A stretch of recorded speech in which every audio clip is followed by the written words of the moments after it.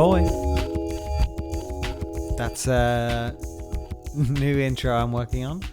Let me know how you feel about it. I think the problem is that when we have a busy week or two, and also when the world is busy and there's so much going on in the real news to talk about and pass comment on, and there's so much to do in real life to talk and pass comment on, you know, I often end up feeling like I have nothing left to say, or certainly something new to say. So I apologize for the break, but that's why I haven't jumped onto the microphone. And to be honest with you, I didn't know if this episode was gonna get made. Perhaps you even thought the same, you know, perhaps you wondered, oh, has he hit a perfect 25 and then bailed out? Which I can forgive you for thinking, because, you know, I just got back on rhythm with the weekly releases, and yeah, slipped from my grasp again. It's because there's so much going on in the wider world and in my life that it's hard to find the time, and it's hard to find the topic. And so much has happened, to be honest, that to be honest, I feel like a different person from the last time I spoke to you. You know, last time I recorded an episode, I feel that a fundamental but, you know, tiny and incremental change has happened, enough that sort of feels like a distant memory, recording that episode and talking about those things. Which is why I've changed setting a little bit. I'm taking it back to the old school, and I'm just reclining on a couch here, you know? I'm still in the same apartment, the penultimate apartment of the tour. But yeah, I'm taking it back as we used to do, in home base, in Rome base, where I'm heading eventually. But yeah, for now, I'm still in Toronto. But we're sort of like less than a month away from the next bout of travel, and that's international. So, you know, I think that's what's making me feel different. Suddenly that period of waiting in the middle of the tour, in the middle of the year, or what's felt like the most active part of the year, suddenly that wait stopped. And a period of hanging around and kicking my heels and wondering what was happening next, and contemplating all the business before and all the business to come. Suddenly that came to an end, and now we're back in the thick of it. That's for sure. And so perhaps that's why I feel sort of newly motivated, newly inspired to action. That's for sure. And looking at life, at least in the local sense, with a different frame of mind and a different perspective. So, you know, that's why I'm jumping on today to update you, of course. But with that shift in thinking, gosh, I think the most important sort of occasions have been that feeling that I'm describing is going from, like I say, circling a little bit and wandering, and ultimately dealing with setbacks. I've spoken about it before. This is going to be, you know, now that we're in this new chapter, we're going to do some referring back and remixing of some of the old and more recent chapters that have occurred over the past few episodes. So forgive me, but also thank me for retreading old ground, because we're going to draw it together and see it all in a new light as our perspective shifts. But yeah, we've dealt with some rejections and some setbacks in a personal sense, and definitely in a professional sense as well. I ended up losing my job, and also I've applied for a few really sort of great positions that I was very excited about applying for, excited about the company, excited about my work, etc. And for reasons and others, you know, I'm not working at those places, I didn't get those jobs. And all of that, of course, as I've discussed before, like forces one to look at one's career and what a person is doing with their time. And I've spoken about creativity, and I've spoken about being burnt out in that sense. And certainly those jobs that I was hoping for, those more prestigious and more exciting roles, certainly those were going to allow me to be more creative and try new things and explore in my chosen profession, which is web design and web development. And so it's tough when you go into an interview and you apply for a job like that and you put yourself forward as a candidate who can and who can achieve and who can do, and then the company says to you, oh, we don't agree. That's how I take the rejection email from them. They say, oh, well, we saw what you were selling in the interview there. We heard your pitch, and we don't buy in. We don't agree. We don't believe that you can do the things for us as an organization or as a developer that you claim to be able to do. And again, I've spoken about creative progression, and these moments are hard because you then question, well, are they right? Are they right that I don't have those skills that I think that I have, that I claim to have in interview, that I present myself to have? And you worry, is the reason I'm being rejected that they have correctly assessed my ability to be lower than they are looking for, and therefore I remain unemployed, at least by them. And when a few of those stack up, as I say, it becomes obviously attractive and appealing to believe that narrative and think, oh yeah, I kind of suck. And then other times over this break and this sort of wandering period in the middle where I've been trying to seek the right direction, personally, professionally, I've also had projects and shorter professional opportunities to kind of flex and kind of show off and kind of show what I do know and kind of display my technical ability and deliver something that I feel really good about and that comes across great in terms of what was expressed, in terms of the goals at the beginning, right? But then for other reasons not related to me, and reasons often related with things like time management, project management, asset management, expectation management, for those reasons, project and careers opportunities dry up and dissipate. And then that, I'll always find some way to admonish myself and blame myself. But I'd like to think that in those instances, I have the wherewithal to say, oh, this isn't on me. This is on potentially the company and potentially the industry at large. Because I do find that there's repeated patterns of, miss and disorganization and opportunities kind of wasted.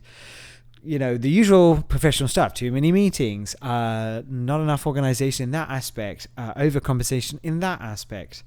But, done in its own particular marketing and advertising and web specifically marketing way. And you get used to those frustrations, and you don't want to get used to those frustrations, but they are reoccurring.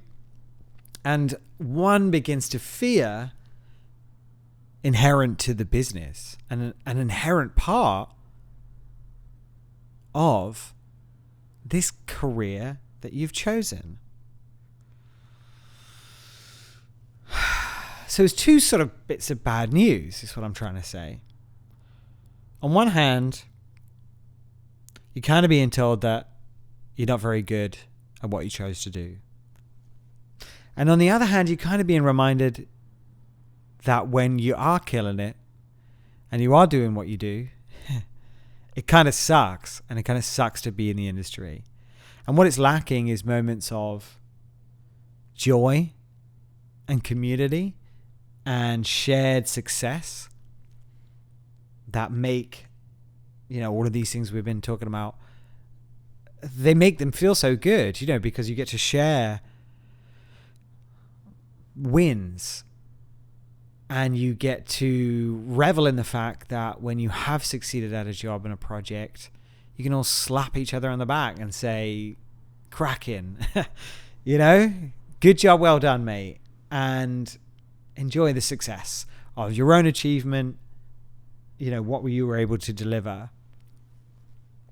When you're bogged down by meetings and just the core frustrations of miscommunication and disorganization, whatever. When you're plagued by those, there's no chance for you to say, hell yeah, we did this. Isn't this awesome? And the ones that you do receive seem thin, they seem forced, especially if you're in a scenario where a project's finally crash landed ashore, from the rockiest bloody waters you can imagine. And when you get there, the craft, splintered against the rocks. You're like, well, at least we got to dry land, Thank you for that extended metaphor. When you actually are on that position and somebody says, oh, you know what? I can't wait to get back out into the water, and I can't wait to sail with that same captain because, gosh, it was great to work with him. You're like, are you crazy? Like, this project was a disaster. We don't want to work with the people who did this project. Just because we got to the end doesn't make it good. And the things that were good about it are no longer in the project. So it's not that good. So we can't revel and we can't enjoy and we can't take, we can't take the positive away from what we achieved. Because it was all achieved under duress and under stress. And the people that you're working with, you end up being, potentially antagonistic with because you're all stressed and you're all relying on each other and not wanting to burden each other, but, becoming a burden to one another when you're in the trenches and it's, all popping off and there's emails going at ungodly hours. And there's somebody bleating on the phone about, it's got to go 10 pixels to the left. And then somebody on a different time zone says, oh no, it's 20 pixels to the right. And you're just trapped in the minutiae of, pixel pushing is the term. And it's so accurate. It's just so petty. And so you're robbed of those moments of fun, is what I'm trying to say. That help you feel that your job is worth doing.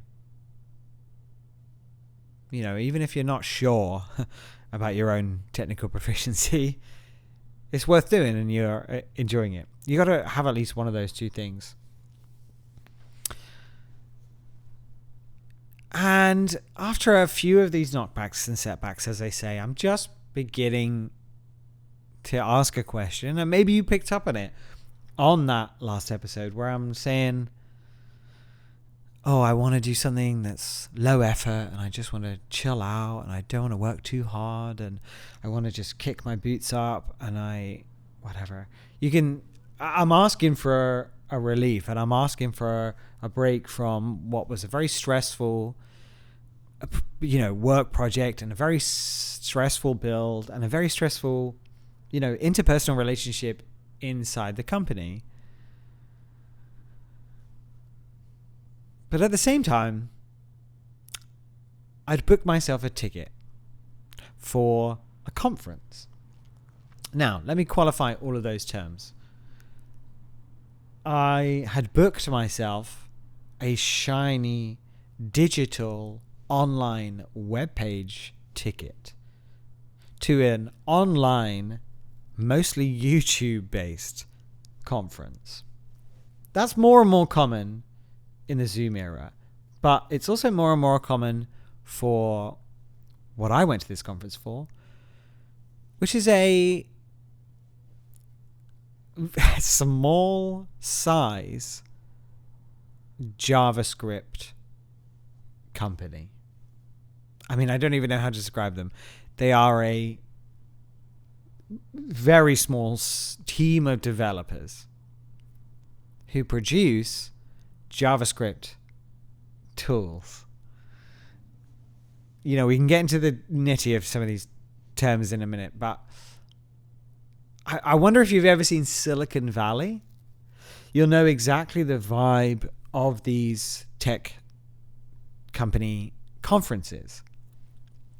There's a lot of hyperbolic language. Ultimately, it's very like the Apple presentations that you've very likely seen. So I probably should have used that analogy first.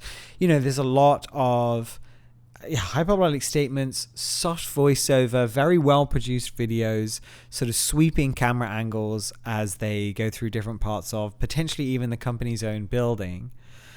And they go between different members of the team, and they're all very diverse and very interesting and very motivated, and they talk in very soundbite sentences about how this thing and this product is something they're so excited to share, and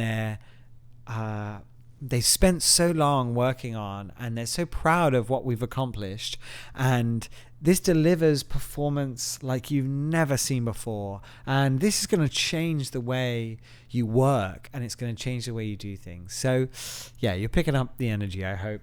And like I say, when I'm going through this stressful time at work, I booked this ticket for this conference, and the conference happened just the other day. And so yeah, in between the booking and the actual going to it, quote unquote, I had a collapse of one project. I'm getting rejection emails as well. I'm feeling down. I'm feeling like, is it time to think about something else other than web design? Is it time to think about being a different kind of developer? First step? Is it time to think about being something else altogether? Next step. And that's a big question. It's a daunting question after a long summer of daunting questions. And like I say, wondering. So you picked up on that? Two different vowels there. Asking myself these exact kind of questions. And here it is again, because things are just like really stressing me out. And I'm just like, this is what it is. This is what I chose. All web development is like this. It can never be good. I can never have fun while I'm doing it. The conference day arrives. And I'm expecting something very low budget, right? Because, like I say, everyone tries to get that Apple Silicon Valley aesthetic. But if you're making a free to download tool for developers that helps developers make websites, like I'm just going to guess the money's not sloshing around, you know? It's not, and especially in these days and times when VC funding is equally not a sloshing around, I am surprised to see that everything is extremely slickly produced. And whilst I am watching online, there's other live studio audiences watching the talks that go in between the slickly produced videos. So there's an intro that, you know, hits all these Apple, Microsoft, Google notes, you know, billion-dollar companies, and they're just aping that style and presenting very slickly about what I haven't even said their name. Ultimately, it does become grammatically difficult. This is a conference for Next.js, JS for JavaScript, Next.js. So this was Next Conf. Stay with me. And they were sponsored by Vercel. And Vercel hosts websites that you make with Next.js. Okay? So you can tell that I'm in it and I'm watching it. And it's a big day and people are filing in and people are joining on the live stream. And I'm kind of blown away. Because you just heard me give the list of what this conference is, right? You could argue it's pretty niche. Pretty small fry. But there's people wearing shirts on the screen. And it's really well put together. And they're handing the mic around. And there's music. And there's live audiences in San Francisco, in London. So the company's bigger than I thought. And this is way better produced than I thought. And I'm in it. I'm like, oh, well, I was going to watch this. I was going to have this on in the background, this talk, just so I can find out what the next JS is going to be. You see the problem? You see it? So I'm just tuning in, right? No. I've got it up on the screen because it's riveting. And they're just really sloshing out the goods, letting us know how they're going to change the future of web design. And a couple of these boys just get up on the stage. And there's a couple of moments. And if I'm really good to you, I'll insert some clips here. But there's a couple of moments where they say things that are even more niche than what I've described. They will make a reference or make a joke that not only is so specific to that audience, but is specific to a subset of the audience. So specific to the subset of the audience who are web developers who mostly code in JavaScript, who speak in English, who have the time and space to join hours-long conference online, who are interested in SPA and SSR and SSG frameworks specifically in JS, and they specifically have chosen Next as the one they're interested in, and specifically they are interested in developing with the new version of Next.js, and they're available at this time. And they tell jokes, like I say, that hit a subset of that audience that have used another particular framework or watched a particular TV show. And I'm sat here on this sofa, dear listener, and I'm cracking up. I'm having such a good time. I'm laughing along with the jokes. When they point out something like this, I'm like, absolutely. I get it. I get what you're saying. You say no more. You're speaking my language.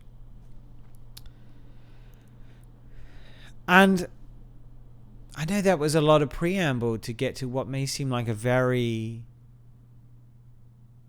basic conclusion, but I felt such an intense joy at having my language spoken, right? I was just like, these are my people. These are my people. There's like 6,000 of us on this live stream.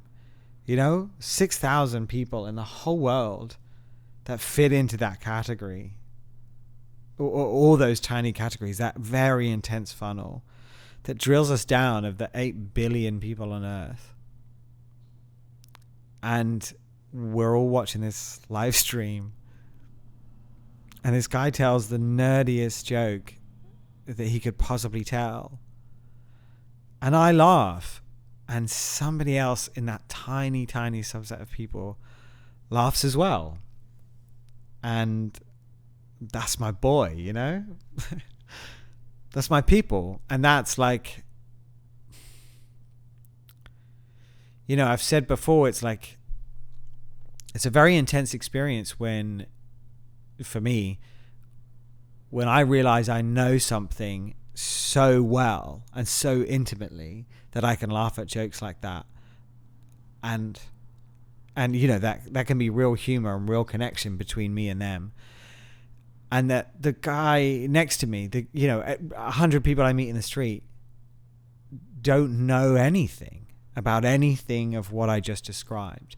They have their own incredibly complex life, you know, and they have their own special thing that they're focused on. And that's a very obvious, you know, observation. Everyone has their own internal life, but what I felt in that moment was how affirming that is. When I've been sat in doubt thinking, am I doing the right thing? Have I chosen the right path? Have I, you know, and I think that about every aspect of my life. I really apply that question to bloody everything. And when your identity as a Canadian is being questioned, when your identity as a friend is being questioned, and your identity as a web designer is being questioned, you obviously, that's a lot of questions to contend with, and you're balancing them, trying to answer them. So when you realize, as I say, that in at least to one of those questions, that somebody is speaking your language and you know and are knowledgeable of a really specific thing, and it comes naturally to you to know that thing, and it's really not something that everybody knows, and it's not natural at all to a vast number of people, you know, it becomes such a part of the everyday because you do become so innately used to it, and it does become such second nature. But the truth is that that's incredibly affirming, and that state is the end of a long series of choices and continual devotion to that thing. You know, you're getting up every day and choosing that thing. That's the adage, right? You've done a thing so many times that it has become second nature, and you haven't done that out of duty or whatever. That's what I'm saying. You have chosen that, and perhaps it was unconscious a lot of times, and maybe that's even better, because if you're choosing the thing unconsciously because of what it means to go back to it and how it brings you joy to go back to it, you know, maybe repeatedly forever, then it was a good choice. And you should probably keep doing it. And so this episode is about being a nerd, because when you recognize and you realize the things that you're nerdy about, ultimately those are the things that you're saying, this is what I love, this is what I want, this is what I care about, this is what I spend my time doing, you know, with the time that I have. I've made a choice to do this over and over and over again. And if it's a technical skill, you get good at it. And that means you go up to the next level of it. And that means you learn more. And so there's that incredible feedback loop in that way. And we've talked about, you know, the creative feedback loop. And I don't know what it was about this, just sort of the smallness of this moment, but it was the connection, you know, with what was being shown, and the tiniest of subsets that found me in that group of people at that moment, that I was just like, I felt very present and very aware that I'm like, this is it. This is what I chose. This is what I do. These are my people. This is my language, and this is it being spoken. And so that's incredibly motivating.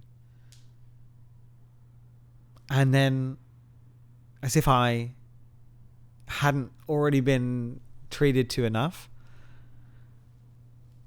you know, with this brand new attitude and this positive outlook, I walked out into the local area here, wishing to enjoy the last of Toronto before I ultimately have to leave it in a little while, and wishing to enjoy the autumn weather, and wishing to follow up on a tip that in a place I used to frequent, there was now a comic book store. I went to check it out. And what I found in there was a marvelous comic book store full of old and new issues.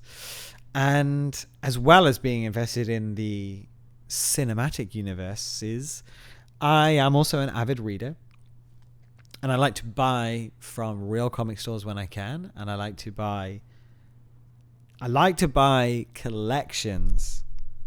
Because what they do in comics is bring out like weekly or monthly issues, right? And sometimes they collect all of those issues in a volume together. And so you may have heard of the X-Men. The X-Men in the comics have been doing some really fun and interesting stuff over the past few years. And I've been really enjoying it in digital format. And so I've really been looking for a specific volume of a specific book, of a specific run, of a specific subset of the X-Men. You see where I'm going with this? And I walked into this comic book store and I was mooching around, and you know, they were talking to the guy ahead of me, and he'd ordered some other X-Men comics. I was like, oh, okay, my ears are perked up. Here we go. And I'm already in my small subset of people. Okay? People who like comic books. That's, you know, it's a large set of people, but it's getting smaller. People who like the X-Men comic books. People who like the X-Men comic books from the past few years. People who like one particular book. People who are in this comic store right now. And I ask him about it. And I say, hey, any chance you've got this particular book? I know it's crazy. Like, I don't even know if they print it. And he goes, tappity tap.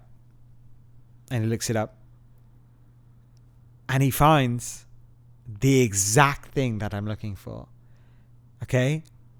Issues 1 to 5 of Way of X from last year, the year before.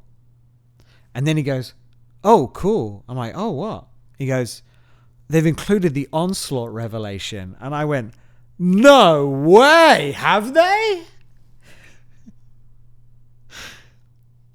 And the whole of the store, because it was a tiny comic book store, turned to look at me. And I bet a decent amount of money, dear reader, that you have no idea the significance of that sequence of words, that they included the Onslaught Revelation in this book, The Way of X. But it meant so much to me to learn that I just made it everybody's business in this tiny store. And the guy across from me, you know, reading it out, he was like, yeah, it's really cool, yeah? And we're just two nerds nerding out. And that's just pure love, because we haven't done it for anybody around us. We haven't done it for money. We haven't done it for work, which is what I'm focused on with this web design stuff, you know? We've been nerds for the sake of being nerds, because we love this shit. And we don't just love any old shit. We love this specific shit. And now this guy and I are having a shared moment over how cool this really specific thing is. And I just, again, I feel spoken to in my mother tongue. And it's just such a brief moment. And it's such a insignificant little connection. But not to me. It was just so affirming to realize that I'm not out here starting from scratch, you know, trying to find my way, trying to find the job, whatever. I'm a nerd about things, which means I like things, which means I've made hard choices about things, and they've paid off because I have things that I love. You know, it's not a blank slate. It's not a totally open road, and that's a great thing because I have things that I love, and they mean a lot to me, and it means a lot to have them in my life. And I'm serious when I say I guess I'm just kind of realizing that, or maybe I'm just being reminded of that over what's been a pretty disaffirming, unaffirming time. So the take home is be a nerd. And that's what I think the problem is.